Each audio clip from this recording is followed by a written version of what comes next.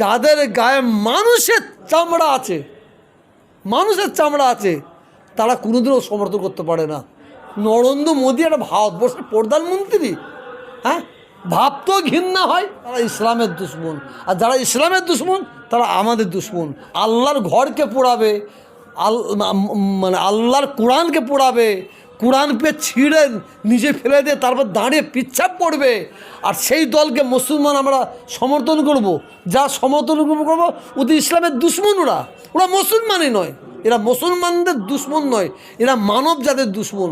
যারা হিন্দু মুসলমানের মধ্যে লড়াই লাগায়, যারা আদিবাসীদের প্রতি অত্যাচার করে, যারা পিছিয়ে পড়া জাতিদের প্রতি অত্যাচার করে, তাদের মানুষ বলে গণ্য করা যায়। আল্লাহ এর বিচার করবে, আল্লাহ বিচার করবে, আল্লাহ বিচার করবে। সন্দেশকালীকে সামনে রেখে হিন্দু মুসলমানের মধ্যে একটা লড়াই, কি একটা রাজনীতি নিতে বলছে, যা ধর্ষণ হয়েছে সব হিন্দু মা বোনে ধর্ষণ হয়েছে, এটা বলে কি করতে চাইছে?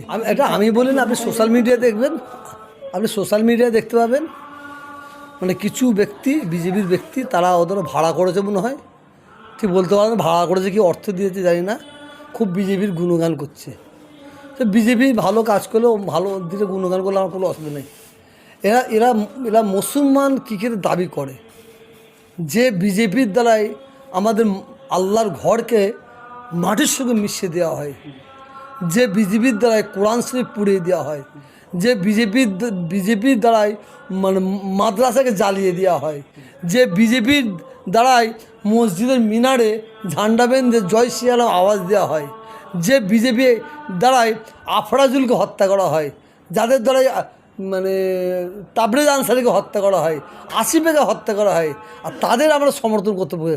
যারা আল্লাহর ঘরের দুশ্মন, যারা মসজিদের দুশ্মন, যারা মাদ্রাসার দুশ্মন, যারা কোরআনের দুশ্মন, তারা ইসলামের দুশ্মন।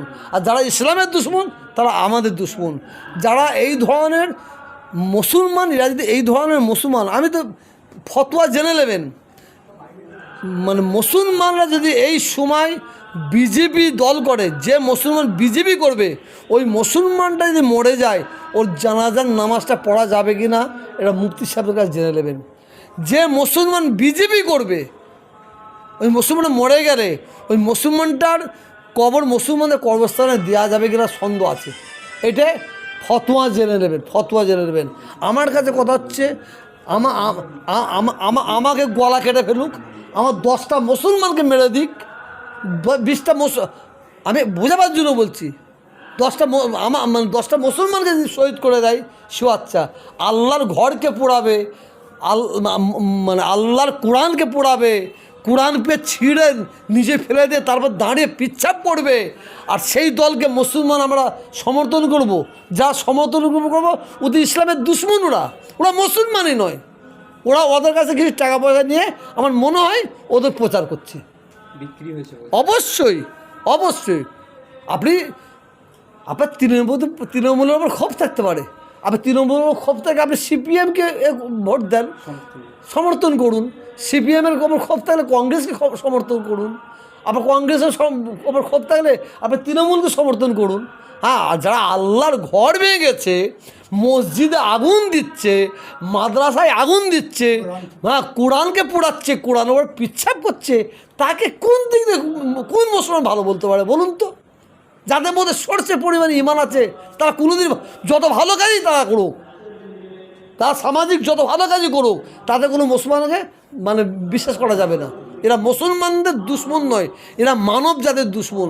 যারা হিন্দু মুসলমানের মধ্যে লড়াই লাগায়, যারা আদিবাসীদের প্রতি অত্যাচার করে, যারা পিছিয়ে পড়া জাতিদের প্রতি অত্যাচার করে, তাদের মানুষ বলে গণ্য করা যায়।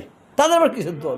আপনি দেখেন না চারিদিকে কি হচ্ছে, ওই কী জায়গাটার নাম যেখানে মেরে, না আমাদের ইন্ডিয়ায় সন্দেশখালী, আমি সন্দেশখালী ধরলাম, সন্দেশখালীতে যে অন্যায় করেছে সে আসতে পাবে। এখানে সন্দেশখালীকে সামনে রেখে হিন্দু মুসলমানের মধ্যে একটা লড়াই, কী বলছে, একটা রাজনীতির নেতা কী বলছে, একটা রাজনীতির নেতা বলছে, যা ধর্ষণ হয়েছে সব হিন্দু মা বোনে ধর্ষণ হয়েছে, এটা বলে কী করতে চাইছে? হ্যাঁ, আর হিন্দু মা বোনেরা বলছে শাহজাহানের মতন লোক হয় না, শাহজাহানের মতন মানুষ হয় না।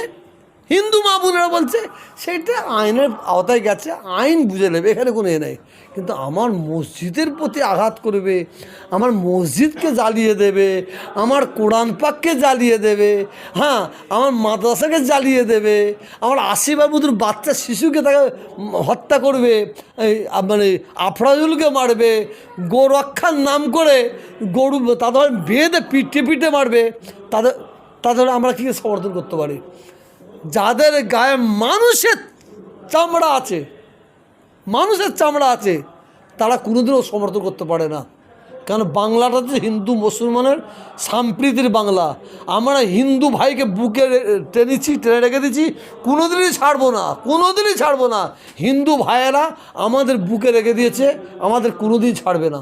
শুনে রেখে দেয়, লাস্ট কথা বলে দিই, এই বাংলায় যদি দেখবো, যদি কোনো সময় দেখতে পাই 10-20টা মুসলমান দলবদ্ধভাবে একটা মন্দিরের প্রতি আঘাত করতে যাচ্ছে, একটা মন্দির ভাঙার জন্য আগে যাচ্ছে, আমি তহাসির দিকে অন রেকর্ড বলছি, আমার কানে পড়লে আমি আগে দৌড়ে যাব, দৌড়ে গিয়ে মন্দিরের সামনে গিয়ে মন্দিরটাকে রক্ষা করব। মন্দিরটাকে রক্ষা করতে যদি আমার জীবন চলে যায়, তা তো আমি দিতে রাজি আছি। এর নাম হচ্ছে সম্প্রীতির বাংলা। ঠিক এই বাংলায় যদি কোনো একদল হিন্দু, তারা যদি উগ্র হিন্দু, তারা মসজিদের উপর আঘাত করতে যায়, এই বাংলায় আমার সম্প্রীতি হিন্দু ভাই, তারা মসজিদের সামনে গিয়ে তারা জীবন কোরবানি করে দেবে, মসজিদে আঘাত করতে দেবে না। এরা মানে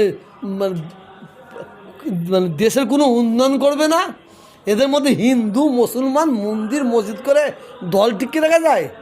নরেন্দ্র মোদী একটা ভারতবর্ষের প্রধানমন্ত্রী, হ্যাঁ, ভাবতেও ঘৃণা হয়, ভাবতেও ঘৃণা হয় কথা বলে। কংগ্রেস ক্ষমতা আসলে জমি জায়গা হিন্দুদের গলার সোনার হাড় অমুক টমুক সব দিয়ে ছিনিয়ে মুসলমানদের দিয়ে দেবে? এটা প্রধানমন্ত্রীর ভাষা? হ্যাঁ, এটা প্রধানমন্ত্রী ভাবতে আমাদের ঘৃণা হয়।